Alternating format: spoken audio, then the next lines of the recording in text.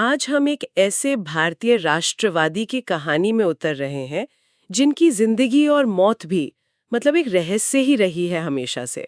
सुभाष चंद्र बोस, जिन्हें हम सब नेताजी कहते हैं। जी बिल्कुल। हमारे पास कई स्रोत हैं, हिस्ट्री बुक्स हैं, विकिपीडिया के कुछ हिस्से और कुछ हाल की न्यूज़ रिपोर्ट्स भी हैं जो उनके जीवन, उनके संघर्ष और वो जो उनकी मृत्यु की पहेली है उस पर थोड़ी रोशनी डालती हैं। कोशिश ये रहेगी कि इन सब स्रोतों से ज़रूरी बातें निकालें, नेताजी की लाइफ के अलग अलग पहलू समझें। मतलब उनके बचपन से लेकर आज़ादी की लड़ाई में उनका जो रोल था, जो कई बार विवादास्पद भी कहा जाता है, और फिर उनकी मौत से जुड़े सवाल जो आज तक हैं। हाँ, और ये देखना दिलचस्प होगा कि कैसे कटक में पैदा हुआ एक ब्रिलियंट स्टूडेंट वो एक ऐसे लीडर बने जिन्होंने ब्रिटिश राज को चैलेंज करने का एक बिल्कुल अलग रास्ता चुना। बिल्कुल अलग। हाँ, मतलब महात्मा गांधी का जो अहिंसा वाला रास्ता था उससे हटकर इन्होंने सशस्त्र संघर्ष की बात की। हम उनके विचारों को, उनकी विरासत की जो कॉम्प्लेक्सिटीज हैं उन्हें भी समझने की कोशिश करेंगे। तो चलिए शुरू करते हैं फिर। नेताजी का जन्म, जैसा आपने कहा, कटक में हुआ था, उड़ीसा, 23 जनवरी 1897। पिता जानकीनाथ बोस जाने माने वकील थे और माँ प्रभावती देवी। जी। और परिवार काफी बड़ा था, हाँ, हाँ। 14 भाई बहन थे और ये 9वें थे। उन्होंने खुद लिखा है कि बचपन में उन्हें लगता था कि इतने बड़े परिवार में वो बिल्कुल महत्वहीन है। हाँ, उनकी शुरू की पढ़ाई कटक में हुई, प्रोटेस्टेंट यूरोपियन स्कूल, फिर रेवेनशॉ कॉलेजिएट स्कूल। यहाँ उनके एक टीचर थे, हेडमास्टर बेनी माधव दास। उनका जिक्र आता है कि उन्होंने इन पर बड़ा गहरा असर डाला, राष्ट्र प्रेम जगाया। और पढ़ने में तो होशियार थे ही। 1913 में मैट्रिक में सेकंड आए थे। फिर कलकत्ता गए, प्रेसिडेंसी कॉलेज, और यहीं पर वो किस्सा हुआ था ना प्रोफेसर ओटिन वाला। हाँ हाँ, वो एक अंग्रेज प्रोफेसर थे, ओटिन। उन पर आरोप लगा कि उन्होंने कुछ भारत विरोधी टिप्पणी की, तो बोस और कुछ छात्रों ने शायद उन पर हमला कर दिया, ऐसा आरोप था, और इसी वजह से उन्हें कॉलेज से निकाल दिया गया। तो ये उनकी राष्ट्रवादी भावना का पहला बड़ा प्रदर्शन कह सकते हैं। कह सकते हैं, मतलब ब्रिटिश शासन के खिलाफ जो गुस्सा था वो यहाँ पहली बार खुलकर सामने आया। ये बहुत अर्ली साइन था उनके रैडिकल विचारों का। इसके बाद फिर स्कॉटिश चर्च कॉलेज से फिलॉसफी में डिग्री ली और फिर उनके पिता चाहते थे कि वो आईसीएस बने, तो 1919 में इंग्लैंड चले गए। जी, इंडियन सिविल सर्विस उस जमाने की सबसे बड़ी बात मानी जाती थी। हाँ। और देखिए कमाल की बात, उन्होंने आईसीएस का एग्जाम पास किया और 4th रैंक लाए। मतलब ये अपने आप में बहुत बड़ी अचीवमेंट थी उस वक्त। बहुत बड़ी। लेकिन यहाँ नेताजी का कैरेक्टर देखिए, उन्होंने ज्वाइन नहीं किया। अप्रैल 1921 में इस्तीफा दे दिया, कहा कि विदेशी सरकार की नौकरी नहीं करनी। अच्छा। हाँ, उन्होंने अपने भाई शरद को चिट्ठी में लिखा था कि त्याग और पीड़ा की मिट्टी पर ही हम अपने राष्ट्र का भवन बना सकते हैं। मतलब सिर्फ कहा नहीं, ये उनका मानना था। देश पहले, करियर बाद में। फिर भारत वापस आ गए वाह। और आते ही पूरी तरह से स्वतंत्रता संग्राम में गांधी जी से मिले, देशबंधु चित्तरंजन दास से मिले और कांग्रेस पार्टी ज्वाइन कर ली। जी, और आते ही एक्शन में। दिसंबर 1921 में प्रिंस ऑफ वेल्स भारत आ रहे थे। उनके दौरे का बहिष्कार किया गया। बोस और सीआर दास ने इसे बड़ा सक्सेसफुल बनाया, तो दोनों को गिरफ्तार कर लिया गया। ये तो शुरुआत थी, जेल तो वो कई बार गए। हाँ, जेल से छूटने के बाद कांग्रेस में उनका कद तेजी से बढ़ा। कलकत्ता कॉरपोरेशन के चीफ एग्जीक्यूटिव ऑफिसर बने, नेहरू के साथ कांग्रेस के जनरल सेक्रेटरी भी रहे। लेकिन उनके जो तेवर थे वो अंग्रेजों को हमेशा खटकते थे। कितनी बार जेल गए थे वो कुल? रिकॉर्ड्स बताते हैं 11 बार। 11 बार उन्हें जेल भेजा गया। 11 बार। यहीं से गांधी जी के साथ उनके मतभेद भी शुरू हो गए थे शायद, खासकर तरीकों को लेकर। हाँ बिल्कुल, यहीं से वो डिफरेंसेस दिखने लगे। बोस ज्यादा एग्रेसिव अप्रोच चाहते थे, जरूरत पड़े तो हथियार उठाने के भी पक्ष में थे, जबकि गांधी जी तो पूरी तरह हिंसा पर टिके हुए थे। ये टकराव सबसे ज्यादा कब दिखा? 1939 में। बिल्कुल। 1939 का कांग्रेस अध्यक्ष का चुनाव। बोस दोबारा खड़े हुए और गांधी जी ने अपना उम्मीदवार खड़ा किया, पट्टाभी सीतारामैया। बोस जीत गए। ये दिखाता है कि वो कितने पॉपुलर थे। हाँ, लेकिन इससे पार्टी में मुश्किल हो गई। बहुत ज्यादा। गांधी जी और जो सीनियर लीडरशिप थी वो उनके साथ काम करने को तैयार नहीं थी। बोस अपनी वर्किंग कमेटी तक नहीं बना पाए। सुदेवपुर आश्रम में गांधी जी से मिले भी, बात की, लेकिन कोई हल नहीं निकला। आखिर में अप्रैल 1939 में उन्होंने अध्यक्ष पद से इस्तीफा दे दिया। और फिर उन्होंने अपना अलग रास्ता बना लिया, फॉरवर्ड ब्लॉक। फौरन कांग्रेस से इस्तीफा देने के कुछ ही दिन बाद 3 मई 1939 को ऑल इंडिया फॉरवर्ड ब्लॉक बना दिया। उनका मकसद था कांग्रेस के अंदर जो लेफ्ट लीनिंग, जो ज्यादा रैडिकल लोग थे, उनको एक साथ लाना, पूर्ण स्वराज के लिए दबाव बनाना। वो सिर्फ राजनीतिक आजादी नहीं चाहते थे ना, आर्थिक आजादी की भी बात करते थे। जी, उनका मानना था कि असली आजादी तभी होगी जब राजनीतिक और आर्थिक दोनों तरह की गुलामी खत्म हो। और फिर आता है वो चैप्टर जो किसी फिल्म जैसा लगता है उनका, भारत से भाग निकलना। हाँ, जनवरी 1941 कलकत्ता में अपने घर पर नजरबंद थे, अंग्रेजों का कड़ा पहरा था। और वो गायब हो गए। हाँ, भेष बदलकर एक मौलवी बने, मोहम्मद जियाउद्दीन नाम रखा और वहां से निकल गए। ये वाकई कमाल था। कहाँ गए फिर? रास्ता क्या था? ये भी एक कहानी है। पहले वो काबुल, अफगानिस्तान पहुंचे, वहां से फिर इटालियन एम्बेसी की मदद ली, एक नकली इटालियन पासपोर्ट बनवाया, ऑरलैंडो मजोटा के नाम से। अच्छा। उस पासपोर्ट पर वो काबुल से मॉस्को गए और फिर मॉस्को से बर्लिन, जर्मनी पहुंचे। जर्मनी क्यों? उनका मानना था दुश्मन का दुश्मन दोस्त।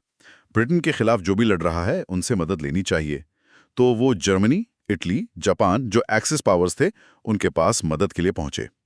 ये फैसला बहुत विवादास्पद था, आज भी है, लेकिन बोस के लिए एक ही चीज मायने रखती थी, भारत की आजादी। जर्मनी में उन्होंने क्या किया? वहां उन्होंने फ्री इंडिया सेंटर बनाया और जो भारतीय सैनिक अंग्रेजों की तरफ से लड़ते हुए जर्मनी में पकड़े गए थे, जो युद्धबंदी थे, उनको इकट्ठा करके इंडियन लीजन बनानी शुरू की। यही बाद में आजाद हिंद फौज का कोर बनी। और वो रेडियो प्रसारण भी तो वहीं से शुरू हुआ था। हाँ, आजाद हिंद रेडियो, बर्लिन से। इसके जरिए वो भारत में लोगों तक अपना मैसेज पहुंचाते थे और यहीं जर्मनी में जो भारतीय लोग थे, उन्होंने उन्हें इज्जत से नेताजी कहना शुरू किया। ये टाइटल वहीं से आया। फिर वो साउथ ईस्ट एशिया कैसे पहुंचे? वो भी तो एक बड़ी कहानी है। बिल्कुल। 1943 आते आते लड़ाई का रुख बदल रहा था। नेताजी को लगा कि अब एक्शन का सेंटर जर्मनी नहीं बल्कि साउथ ईस्ट एशिया होना चाहिए, जहां जापान का दबदबा था और बहुत सारे भारतीय रहते थे। तो वो जर्मनी से कैसे निकले? ये एक और खतरनाक मिशन था। जर्मन और जापानी सबमरीन से पनडुब्बियों में बैठकर करीब 3 महीने का समुद्री सफर था, बहुत जोखिम भरा। मेडागास्कर के पास एक जर्मन सबमरीन से जापानी सबमरीन में शिफ्ट हुए और आखिरकार जापान पहुंचे, फिर सिंगापुर। सोचकर ही डर लगता है। हाँ, लेकिन उनके लिए आजादी का जुनून सबसे ऊपर था। सिंगापुर में उनका जबरदस्त स्वागत हुआ होगा। बहुत। वहां पहले से ही इंडियन इंडिपेंडेंस लीग काम कर रही थी। रास बिहारी बोस जैसे पुराने क्रांतिकारी थे। 4 जुलाई 1943 को रास बिहारी बोस ने लीग और आजाद हिंद फौज की कमान नेताजी को सौंप दी। और फिर उन्होंने फौज को दोबारा खड़ा किया। जी, उसमें नई जान डाली, सैनिकों की भर्ती की, ट्रेनिंग शुरू करवाई। और फिर वो ऐतिहासिक घोषणा हुई आजाद हिंद सरकार की। हाँ, 21 अक्टूबर 1943 सिंगापुर का कैथे सिनेमा हॉल। वहां से उन्होंने स्वतंत्र भारत की अस्थायी सरकार, आरजी हुकूमत आजाद हिंद बनाने का ऐलान किया और साथ ही ब्रिटेन और अमेरिका के खिलाफ जंग का भी ऐलान कर दिया। यहीं पर उन्होंने वो नारा दिया था ना, तो मुझे खून दो, मैं तुम्हें आजादी दूंगा। हाँ, यहीं पर उन्होंने साउथ ईस्ट एशिया में बसे भारतीयों से अपील की कि वो इस लड़ाई में अपना सब कुछ लगा दें, तन मन धन, और लोगों ने दिया भी। बहुत सपोर्ट मिला उन्हें। फिर 1944 में आईएनए भारत में दाखिल हुई। जी, जापानी आर्मी के साथ मिलकर बर्मा बॉर्डर पार करके मणिपुर के मोइरंग में तिरंगा फहराया। ये एक बहुत इमोशनल मोमेंट था। इम्फाल और कोहिमा तक पहुंच गए थे। लेकिन फिर आगे नहीं बढ़ पाए। हाँ, कई वजहें थीं। एक तो अंग्रेजों ने जबरदस्त मुकाबला किया, दूसरा आईएनए और जापानियों के पास एयर सपोर्ट नहीं था, रसद की कमी थी, फिर मानसून आ गया। इन सब वजहों से उन्हें पीछे हटना पड़ा। इम्फाल कोहिमा की लड़ाई बहुत भारी पड़ी। नेताजी सिर्फ लड़ाई ही नहीं सोच रहे थे, उनके पास आजाद भारत का एक विजन भी था ना। बिल्कुल, वो सिर्फ एक मिलिट्री लीडर नहीं थे। 1938 में जब वो कांग्रेस अध्यक्ष थे, हरिपुरा सेशन में जो उन्होंने भाषण दिया था, उसमें उनके पॉलिटिकल और इकोनॉमिक आइडिया साफ दिखते हैं। प्लानिंग कमीशन का आइडिया भी उन्होंने ही दिया था शायद सबसे पहले। हाँ, ये बात कम लोग जानते हैं। भारत में प्लानिंग कमीशन का कॉन्सेप्ट सबसे पहले नेताजी ने ही हरिपुरा में रखा था। वो बहुत दूर की सोचते थे और वो मानते थे कि आजाद भारत की सबसे बड़ी प्रॉब्लम्स क्या होंगी? गरीबी, बेरोजगारी और अशिक्षा। ये 3 चीजें उन्होंने सबसे बड़ी चुनौतियां मानी थीं। और आप देखिए, आज भी ये मुद्दे कितने रिलेवेंट हैं हमारे लिए। सही बात है। और एक बात और, वो कम्युनल हार्मनी यानी सांप्रदायिक एकता के बहुत बड़े हिमायती थे। जाति, धर्म, पंथ के आधार पर कोई भेदभाव नहीं मानते थे। उनकी फौज का मोटो भी तो यही था, इत्तेफाक, एतमाद, कुर्बानी। जी, यूनिटी, फेथ, सैक्रिफाइस। ये उनके आइडियल्स थे। विचारधारा की बात करें तो उन्होंने हमेशा कहा कि डेमोक्रेसी ही भारत के लिए बेस्ट है, लेकिन शायद वॉर के टाइम उन्हें लगा कि भारत की जो भयंकर गरीबी और सामाजिक दिक्कतें हैं उनसे निपटने के लिए शुरू में एक मजबूत, डिसिप्लिन्ड, शायद सोशलिस्ट टाइप की स्टेट चाहिए होगी, कुछ हद तक सोवियत रूस जैसा मॉडल। अच्छा। अब इसे कुछ लोग वॉर टाइम रियलिज्म कह सकते हैं, कुछ लोग कह सकते हैं कि उनमें ऑथोरिटेरियन झुकाव था। उन्होंने खुद भी कहा था कि भारत की आज़ादी के लिए अगर शैतान से भी हाथ मिलाना पड़े तो वो मिला लेंगे। मतलब एंड्स जस्टिफाई द मीन्स वाली सोच। कुछ हद तक हाँ, आज़ादी उनके लिए सबसे ऊपर थी। और अब आते हैं उस सवाल पर जो आज तक कायम है, उनकी मौत। जो ऑफिशियल कहानी है वो क्या है? ऑफिशियल कहानी जो कई जांचों में सामने आई है और जिसे ज्यादातर इतिहासकार मानते हैं वो ये है कि 18 अगस्त 1945 को वो एक जापानीज बॉम्बर प्लेन में थे। शायद मंचूरिया के रास्ते सोवियत यूनियन जा रहे थे। प्लेन ने ताइहोकू, जो आज का ताइपे ताइवान में, से उड़ान भरी, लेकिन टेक ऑफ के वक्त ही क्रैश हो गया। उनके साथ कौन था प्लेन में? उनके सबसे भरोसेमंद साथी में से एक कर्नल हबीब उर रहमान वो भी थे। रिपोर्ट्स कहती हैं कि क्रैश के बाद प्लेन में आग लग गई। नेताजी बुरी तरह जल गए थे। और फिर? उन्हें पास के एक मिलिट्री हॉस्पिटल, नानमोन हॉस्पिटल, ले जाया गया। डॉक्टर्स ने बहुत कोशिश की लेकिन वो इतने ज्यादा जल गए थे कि उसी रात उनकी मृत्यु हो गई। हबीबुर रहमान बच गए थे इस हादसे में। उन्होंने गवाही भी दी थी बाद में? हाँ, उन्होंने बाद में शाहनवाज कमेटी और दूसरी जांचों के सामने गवाही दी और पूरी घटना बताई। और उनकी अस्थियां, वो जो टोक्यो के रिंकोजी मंदिर में है? कहा जाता है कि उनका अंतिम संस्कार ताइपे में ही किया गया और फिर उनकी अस्थियां टोक्यो लाई गईं और रेंकोजी मंदिर में रख दी गईं, जहां वो आज भी हैं। लेकिन इस कहानी पर हमेशा सवाल उठते रहे हैं। हाँ बिल्कुल, जैसा आपने शुरू में कहा, उनकी मौत एक रहस्य बन गई। जैसे ही खबर आई, खासकर बंगाल में, लोगों ने यकीन नहीं किया। बहुत सारी कॉन्स्पिरेसी थ्योरीज चलने लगी। गांधी जी ने भी शुरू में शक जताया था। हाँ, शुरुआत में गांधी जी को भी डाउट था। हालांकि बाद में जब वो हबीबुर रहमान से मिले तो वो मान गए थे, लेकिन शुरू में शक था। लॉर्ड वेवेल, जो उस वक्त वायसराय थे, उन्होंने अपनी डायरी में लिखा कि ये खबर किसी के गायब होने के लिए उड़ाई गई अफवाह जैसी लगती है। और फिर वो कहानियां शुरू हुई कि वो जिंदा हैं, सोवियत यूनियन में है या साधु बनकर रह रहे हैं। हाँ, बहुत सारी कहानियां। शॉलमारी आश्रम के साधु का किस्सा आया, फिर फैजाबाद, अब अयोध्या के गुमनामी बाबा या भगवान जी। कहा गया कि वही नेताजी हैं। ये बातें दशकों तक चलती रहीं। इन सब के चलते कई जांच कमेटियां भी बनी। हाँ, कई बनी। सबसे पहले तो ब्रिटिश इंटेलिजेंस ने एक जांच की थी, फिगेस रिपोर्ट 1946, जिसने प्लेन क्रैश और मौत की पुष्टि की, पर यह रिपोर्ट बहुत बाद में सामने आई। फिर भारत सरकार ने भी बनाई जी, शाहनवाज कमेटी 1956। इसके ज्यादातर मेंबर्स ने कहा कि मौत प्लेन क्रैश में ही हुई थी, लेकिन नेताजी के भाई सुरेश चंद्र बोस, जो खुद कमेटी में थे, उन्होंने असहमति जताई। फिर खौसला कमीशन? हाँ, 1970 में खौसला कमीशन बना। उसने भी यही कहा कि प्लेन क्रैश में मौत हुई थी और जिंदा रहने की कहानियां गलत हैं।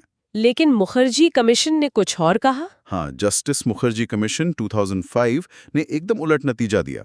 उन्होंने कहा कि नेताजी की मौत प्लेन क्रैश में नहीं हुई थी और रिंकोजी मंदिर में जो राख है वो उनकी नहीं है। तो फिर उनके साथ क्या हुआ, ये बताया कमीशन ने? नहीं, ये वो नहीं बता पाए और भारत सरकार ने इस रिपोर्ट को माना भी नहीं, रिजेक्ट कर दिया। और जापान की सरकार का क्या कहना?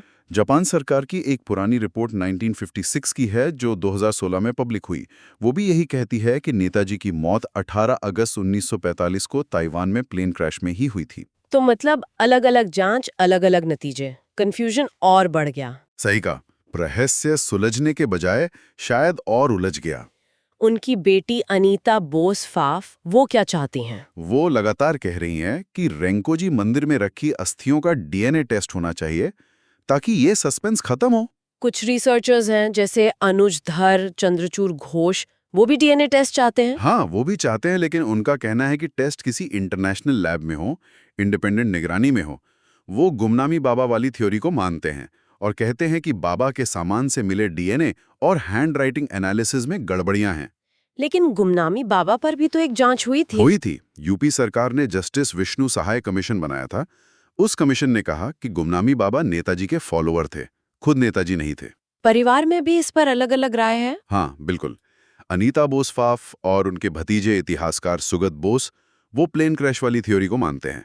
लेकिन नेताजी के जो बड़े भाई थे, शरद चंद्र बोस और सुरेश बोस, वो हमेशा इस पर शक करते रहे। खैर, ये रहस्य शायद कभी पूरी तरह न सुलझे, लेकिन नेताजी की यादें तो हैं। कटक में उनका घर, जानकीनाथ भवन, उसे म्यूजियम बना दिया गया है। जी हाँ, वो एक बहुत महत्वपूर्ण जगह है। अब वहाँ उनके परिवार की तस्वीरें हैं, उनका फर्नीचर है, नेताजी की लिखी कुछ ओरिजिनल चिट्ठियां भी हैं। ये जगह हमें उनके जीवन की शुरुआत, उनके मूल्यों की याद दिलाती है। तो कुल मिलाकर देखें तो सुभाष चंद्र बोस भारतीय इतिहास के एक बहुत ही कॉम्प्लेक्स, करिश्माई और कुछ हद तक ट्रैजिक फिगर भी कह सकते हैं। बिल्कुल। एक ऐसा राष्ट्रवादी जिसने आज़ादी के लिए अपनी जान लगा दी, लेकिन जिनके तरीके, खासकर एक्सेस पावर से मिलना, वो हमेशा डिबेट का मुद्दा रहे। सही कहा। उनका जो विजन था, खासकर गरीबी, अशिक्षा, सांप्रदायिक एकता पर उनके विचार, वो आज भी कितने जरूरी लगते हैं। और उनकी मौत का जो रहस्य है, वो शायद यही दिखाता है कि कुछ महान लोग इतिहास से निकलकर मिथक बन जाते हैं, लोगों की यादों में जिंदा रहते हैं। हाँ, अलग अलग जांचें, अलग अलग दावे, इन्होंने शायद इस पहेली को और गहरा ही किया है। जी। अगर हम आज की चर्चा का सार निकालें तो मुख्य बातें यही हैं कि बोस एक जबरदस्त लीडर थे जिन्होंने गांधी जी से अलग रास्ता चुना। हाँ, सशस्त्र क्रांति का। उन्होंने दूसरे विश्व युद्ध में दुश्मन के दुश्मन से हाथ मिलाया, आज़ाद हिंद फौज बनाई। उनकी मौत 1945 में प्लेन क्रैश में हुई। ये सबसे कॉमनली एक्सेप्टेड वर्जन है, पर इस पर सवाल हमेशा रहे हैं। और उनकी विरासत आज भी प्रेरणा भी देती है और बहस भी छेड़ती है। बिल्कुल। और अंत में एक सवाल शायद हम श्रोताओं के लिए छोड़ सकते हैं सोचने को। हाँ, जरूर। कि आखिर ऐसा क्यों है कि इतने साल बीत गए, इतनी जांचें हो गईं, इतने दावे सामने आ गए, फिर भी नेताजी की मौत का रहस्य सुलझने के बजाय और गहराता क्यों जा रहा है? क्या ये सिर्फ पक्के सबूतों की कमी है, या ये हमारे मन में नेताजी की जो एक हीरो वाली छवि है और उनका यूं अचानक चले जाना, उसे हम स्वीकार नहीं कर पाते? ये सवाल शायद हमें इतिहास, मेमोरी और अपने नेशनल हीरोज को हम कैसे देखते हैं, इस पर सोचने को मजबूर करता है।